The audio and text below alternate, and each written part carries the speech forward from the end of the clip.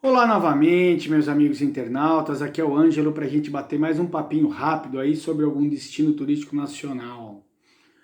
Hoje eu queria conversar com vocês com algumas coisinhas que tem perto de São Paulo, né? Eu sempre falei para vocês, eu acabo falando muito de São Paulo porque eu estou baseado aqui. Mas eu estou montando alguns também, como Rio de Janeiro, Belo Horizonte, Brasília, né? Tem um pessoal legal de Brasília aí que me acompanha, né? Um grande beijo a todos. O que eu estou pensando assim, já falamos um vídeo saindo pela Dutra, entre esse eixo Rio-São Paulo, e agora eu estava pensando na Fernão Dias, uma coisa meio noroeste aí do estado. E aí alguma coisa que seja para todo mundo, né? Eu estou vendo alguns ranchos, por exemplo, em Mariporã, que é aqui do lado, né? Vai variar de 30 a 60 quilômetros de distância, contando tudo. Eles estão fazendo uns churrasco de costela no chão, enfim, nessas áreas de rancho que são áreas abertas. Eu achei interessante a proposta deles, né? Porque assim, eu acho legal voltar, mas tem que ter bom senso. Senão não adianta, senão volta todo o problema, volta tudo de novo, enfim. Então tem que ter bom senso. O que eles estão fazendo? Normalmente é de sábado e domingo, e aí você tem que chegar lá de máscara, eles higienizam tudo, aí você reservou a mesa, eles te levam para sua mesa, higienizam sua mesa na hora. E aí quando as mesas estão a 2 metros uma da outra, né? Ele é uma área livre, tudo bem que é coberto, assim, né? Só coberto, mas as laterais são abertas. Porque, enfim, em geral eles têm piscina, pesqueira, essas coisas. As piscinas estão fechadas por enquanto, então ok. Ela tá ali, mas não é para utilizar. Quando você vai para o buffet, por exemplo, que eu fiquei pensando como é que eles iam fazer com o buffet, né? As pessoas metem a mão, alguém ia servir, como é que funciona? Eles tiveram uma ideia que eu achei inteligente. A hora que você vai pegar seu prato, seus talheres, né? Você tá com a máscara, ok. Eles te dão luvinhas descartáveis. Aí você vai lá com a sua luvinha, pega o que você quer, pegou a carne, volta para sua mesa, que está a 2 metros da outra, você está sozinho, casal, familiar. E aí você tira a sua máscara, se alimenta. Quando você vai termina de comer, que você vai passear, eles sempre tem alguém te indicando, ó, não esquece a máscara, porque você tem tendência a esquecer, você está se distraindo, tudo, né? E aí você pega a máscara e sai passeando pelos lugares, mantém, você não vai ficar grudado com ninguém ali, né? Até porque tem área de sobra em volta. Então eu achei uma ideia interessante para começar a retomar essas coisas. Óbvio, tem gente falando, Ângelo, eu não saio de jeito nenhum, ok, não tem problema nenhum, não vá. Ô, Ângelo, eu acho legal a ideia, se for dentro desses tópicos de segurança, de bom senso, acho legal. Também vá. Eu falo que os dois estão certos, né? Tanto quem vai, quem não vai, cada um dentro da sua realidade. Mas eu achei uma ideia legal para um dia você sair, comer fora, diminuir ao máximo os riscos aí.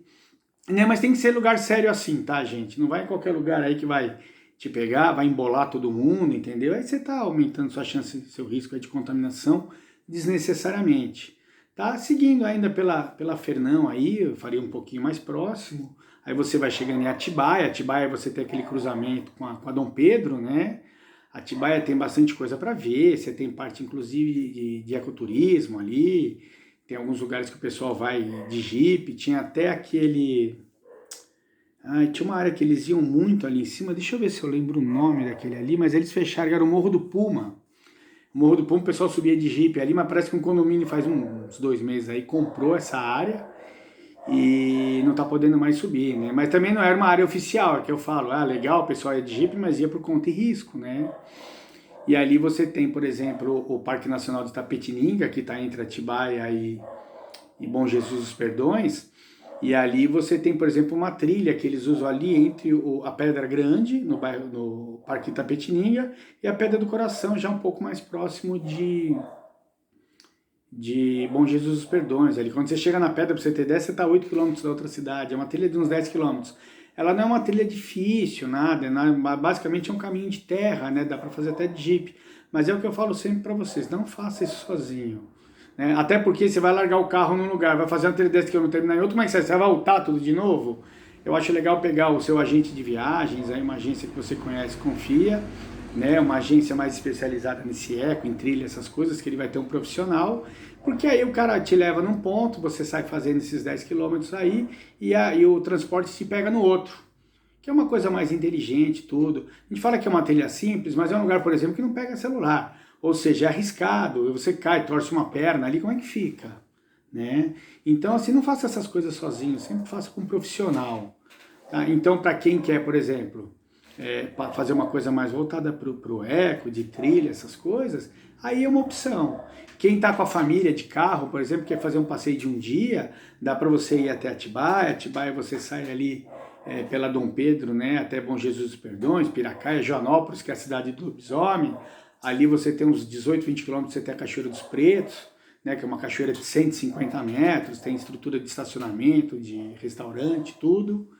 Né? Ali de Joanópolis você pode voltar para Fernão, e aí você sobe ali, atravessa a divisa com Minas, você tem Extrema, né? Extrema também tem uma parte que eles fazem uma trilha ali que é o Pico do Lopo, Pedra das Flores, que também é uma trilha super suave, mas também acompanhada de um profissional. Porque apesar de você subir a estrada da Embratel ali, complicado o celular lá em cima, né? E não tem por que você se arriscar a se machucar e de repente você tem que voltar dirigindo, não pode, porque não dá para subir a pé essa estrada da Embratel aí.